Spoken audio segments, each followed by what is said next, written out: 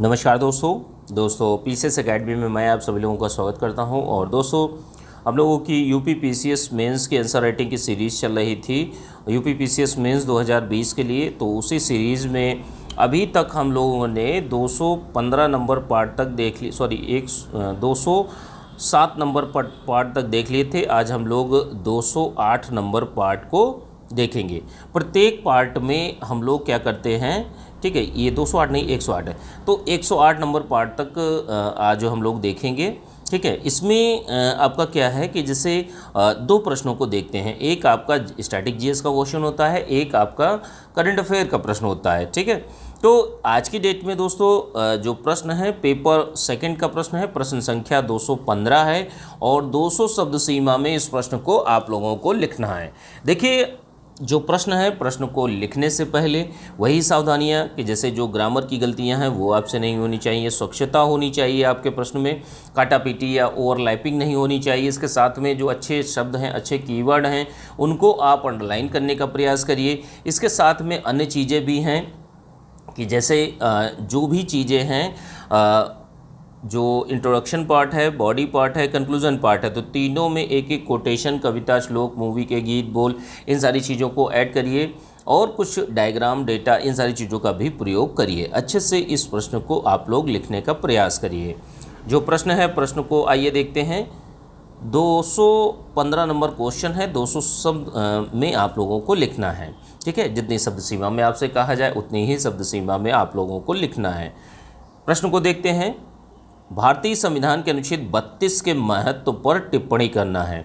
ध्यान रखिएगा, जो यह आंसर राइटिंग है दोस्तों, यह आपका बीओ मेंस में भी अच्छे से काम करेगी। तो जो लोग बीओ मेंस देने जा रहे हैं उनके लिए भी बहुत ज़्यादा ज़रूरी है।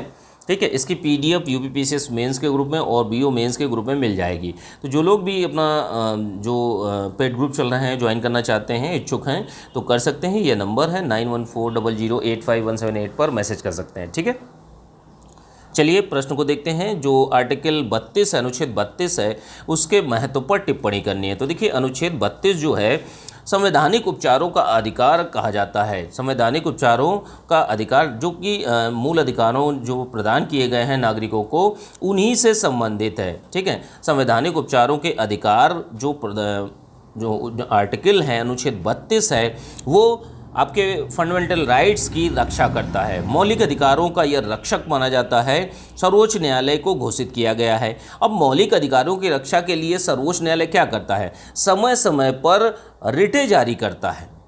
समय समय पर क्या करता है? रिटें जारी करता है। भारतीय संविधान का जो अनुच्छेद 32 है, वो मौलिक अधिकारों का संरक्षक माना जाता है। इसमें संवैधानिक उपचार बताए गए हैं, किस तरीके से चीज़ों को ठीक किया जा सकता है। अब एक एक रिटों को हम लोग जान लेते हैं कि रिटें क्या होती हैं। ठीक है, कि जैसे बंदी प्रत्यक्षीकरण, पहली रिट जो सुप्रीम कोर्ट जारी करता है वो है बंदी प्रत्यक्षीकरण। तो इस रिट के माध्यम से क्या होता है कि जैसे कोई व्यक्ति गलत तरीके से गिरफ्तार कर लिया जाता है, तो सुप्रीम कोर्ट क्या है, उस गिरफ्तार व्यक्ति को छोड़ने का आदेश देता है। क्या करता है? उसको छोड़ने का आदेश देता है। इस बंदी प्रत्यक्षीकरण रिट के माध्यम से जहां पर संज्ञान लेना होता है, सुप्रीम कोर्ट इन चीज़ों को जारी करता है। इसके साथ में दूसरी रिट जो है जारी करता है परमादेश। परमादेश क्या होता है कि जैसे कोई भी लोक अधिकारी को कर्तव्य पालन के लिए आदेश कर सकता है। सुप्रीम कोर्ट में क्या होता है कि जैसे सुप्रीम कोर्ट समय समय पर जो लोक अधिकारी होते हैं उनको कर्तव्य पालन के लिए यह परमादेश रिट जारी करते हैं कि आप अपना कर्तव्य सही रूप से नहीं कर रहे हैं, सही अधिकार मतलब सही जो आपको अधिकार दिए गए हैं उनके अनुसार आप कार्य नहीं कर रहे हैं। तो इन चीज़ों के लिए परमादेश रिट जारी की जाती है। इसके साथ में क्या है कि जैसे मान लीजिए कोई अधिकारी है, वह अपने अधिकारों का दुरुपयोग कर रहा है, गलत तरीके से अपने अधिकारों का प्रयोग कर रहा है, तो ऐसे में क्या होगा? ऐसे में यह परमादेश रिट जो है सुप्रीम कोर्ट के माध्यम से सुप्रीम कोर्ट जारी करता है।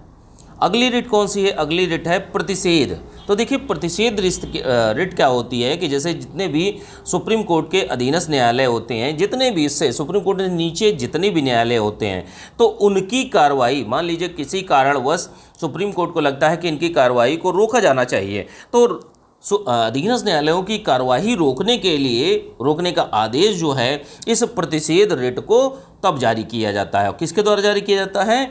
आपका सुप्रीम कोर्ट के द्वारा, ठीक है, सर्वोच्च न्यायालय के द्वारा इस रिट को जारी किया जाता है। अब अगली रिट कौन सी है? अगली रिट है आपकी उत्प्रेषण रिट।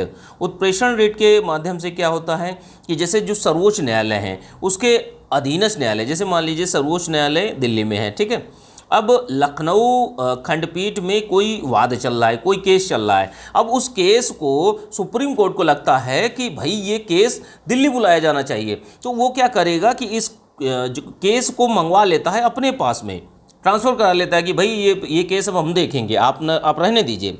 तो किसी वाद को या किसी केस को अपने पास मंगवाता है सुप्रीम कोर्ट। तो इसके लिए कौन सी रिट जारी होती है? वो है उत्प्रेषण रिट, ठीक है। इसके बाद क्या आता है? अगली पांचवी रिट कौन सी आती है? पांचवी रिट जो जारी होती है वो अधिकार प्रक्षा है। अधिकार प्रक्षा क्या है कि जैसे लोक अधिकारियों के पद धारण करने का आधार पूछ सकता है कि जैसे मान लीजिए आप आज की डेट में एक IAS अधिकारी बन गए और आपने गलत तरीके से चीटिंग करके आप एक अधिकारी बने हैं और आप ही का कोई जानने वाला सुप्रीम कोर्ट में एक कोई याचिका डाल दे कि भाई इनका आधार जो है, इन्होंने जिस पद पर हैं इन्होंने गलत तरीके से चीज़ें दी हैं, ठीक है, गलत तरीकों की सूचना देकर इन्होंने पद प्राप्त किया है। तो अब क्या करेगा? तब यह सुप्रीम कोर्ट जो है, सुप्रीम कोर्ट अधिकार प्रक्षा जो रेट होती है इसके माध्यम से जो भी सिविल सेवक हैं या लोक प्राधिकारी हैं उनसे पद धारण करने संबंधी जितने भी आधार हैं उनको मंगवा कर चेक कर सकता है, ठीक है। तो इसके लिए कौन सी रिट जारी होती है? अधिकार प्रक्षा, ठीक है। अब देखिए जो संवैधानिक उपचारों का जो आर्टिकल है अनुच्छेद 32, तो देखिए अनुच्छेद 32 को डॉक्टर भीमराव अंबेडकर ने संविधान की मूल आत्मा कहा था। मूल आत्मा क्यों कहा था? क्योंकि इसी में लोगों के अधिकारों को संरक्षित करने का प्रावधान किया गया है कि लोगों के, भाई जो लोग हैं, जो जनता है, अगर उन्हीं के अधिकार सुरक्षित नहीं रहेंगे तो फिर दिक्कत हो जाएगी। तो ये अलग अलग आधारों पर अलग अलग व्यक्तियों ने अपने वक्तव्य कहे हैं। तो डॉक्टर अंबेडकर ने संविधान की मूल आत्मा कहा था, जो संवैधानिक उपचारों का अनुच्छेद है, अनुच्छेद 32 को, ठीक है। तो ये आपका पूरा का पूरा प्रश्न था। 125 शब्द सीमा में आप लोगों को प्रश्न को लिखना है। अच्छे से इस प्रश्न को लिखने का प्रयास करिए, अच्छे से चीज़ों को करते रहिए, ठीक है। इसके PDF दोस्तों आप लोगों को UPPCS मेंस के ग्रुप में और BO मेंस के ग्रुप में आप लोगों को मिल जाएगी, ठीक है। चलिए आज के दूसरे प्रश्न में चलते हैं हम लोग। दूसरा प्रश्न जो है आपका करंट अफेयर का प्रश्न है और प्रश्न संख्या 216 है और 125 शब्द सीमा में आपको इस प्रश्न को लिखना है। एक कितने शब्दों में लिखना है? 125 शब्दों में आप लोगों को इस प्रश्न को लिखना है।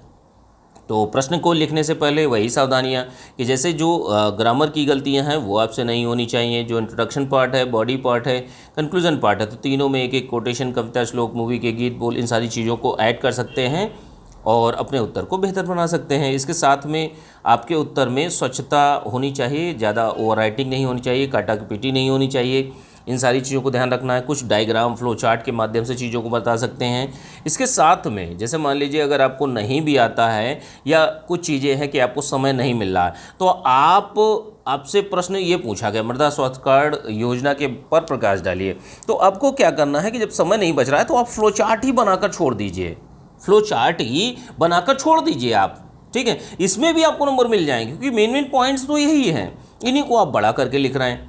तो कहीं ना कहीं ये भी चीज़ अच्छी है। अगर समय मिले, पूरा अगर समय हो जा रहा है तो कोई दिक्कत नहीं है, आप अच्छे से प्रश्न को लिखते रहिए, ठीक है। तो इस तरीके से प्रश्न को आप लोग आंसर राइटिंग जो है वो करते रहिए। देखिए जो प्रश्न है, आइए प्रश्न को देखते हैं। मृदा स्वास्थ्य कार्ड योजना पर प्रकाश डालिए। तो देखिए यह केंद्र सरकार की महत्वपूर्ण योजना थी, मृदा स्वास्थ्य कार्ड योजना, जिसकी शुरुआत जो है 19 फरवरी 2015 को माननीय प्रधानमंत्री जी नरेंद्र मोदी जी के द्वारा राजस्थान के सूरतगढ़ से की गई थी। तो मोदी जी ने इसी में नारा दिया था, स्वस्थ धरा खेत हरा। तो इस नारे को दिया गया था और क्रियान्वयन एजेंसी जो है कृषि मंत्रालय जो है, तो उसी के अंतर्गत एक विभाग है कृषि एवं सहकारिता विभाग, तो इसी के द्वारा इसको क्रियान्वित किया जा रहा है। इसमें क्या है उद्देश्य, जैसे कुछ चीज़ें हैं कि भारत देश जो है वहाँ पर उत्पादन, उत्पादकता, पूंजी निर्माण, इनमें अन्य देशों की अपेक्षा भारत बहुत पीछे है। तो इन्हीं को अच्छा करने के लिए, इन्हीं को ठीक करने के लिए इस मृदा स्वास्थ्य कार्ड योजना को लाया गया है। इससे क्या होगा कि मृदा संवर्धन होगा, मृदा में सारी की सारी चीज़ें की जांच की जाएगी और मृदा को बेहतर करने का प्रयास किया जाएगा। अब देखिए मृदा स्वास्थ्य कार्ड योजना की जो उद्देश्य हैं उनको देख लेते हैं कि जैसे देखिए मृदा के सैंपल लेकर स्वास्थ्य कार्ड जारी करना या स्वास्थ्य कार्ड वितरित करना। कि जैसे मान लीजिए आप किसान हैं, आप जाते हैं मिट्टी लेकर, सैंपल लेकर जाते हैं, अपनी मिट्टी का सैंपल को चेक कराते हैं, चेक कराने के बाद उसी का आपको स्वास्थ्य कार्ड मिलता है, ठीक है, जो सैंपल आप लेके जाते हैं मिट्टी का, और वही कार्ड आपको मिलता है। दूसरी चीज़ क्या है, प्राकृतिक संसाधनों का संरक्षण करना, कि जैसे मिट्टी अगर संरक्षित रहेगी तभी सारी चीज़ें संरक्षित रहेंगी। तो यहाँ पर प्राकृतिक संसाधनों के संरक्षण की भी बात कही गई है। और क्या कहा गया है कि जो मृदा है यानी सॉइल है, तो उसके हेल्थ में सुधार करना, यानी स्वास्थ्य में सुधार करना, मिट्टी को अच्छा करना और जैविक तरीके से चीज़ों को करना, और इसलिए जो भी मिट्टी में अगर दिक्कतें हैं को उनको परिपूर्ण करना। और क्या है कि जैसे मिट्टी अगर अच्छी होगी, उसका सारी चीज़ें बेहतर होंगी, तो जल का अनुकूलतम उपयोग भी आप कर सकते हैं, कि जैसे जो वाटर है उसका आप बेहतर उपयोग भी कर सकते हैं। और क्या है, ये सारी की सारी चीज़ें किस चीज़ के लिए की जा रही हैं, जो कृषि उत्पादन है उसको अधिक से अधिक उत्पादक बनाना, ठीक है, कि कृषि को और ज़्यादा अधिक उत्पादन करना। इसके साथ में कुछ अन्य चीज़ें भी हैं उद्देश्यों में, कि जैसे धारणीय एवं पर्यावरण के प्रति लोचशील बनाना। जो मृदा है, मृदा को धारणीय तरीके से, एक सस्टेनेबल तरीके से चीज़ों को करना, कृषि को करना, और पर्यावरण को ठीक रखते हुए कृषि को करना, विकास को आगे बढ़ाना, उत्पादन को आगे बढ़ाना, ये सारे के सारे कार्य किए जाएंगे। ठीक है, तो ये आपकी पूरी की पूरी योजना थी मृदा स्वास्थ्य कार्ड योजना। इसको 125 शब्दों में आप लोगों को लिखना था, तो अच्छे से आप लोग लिखते रहिए।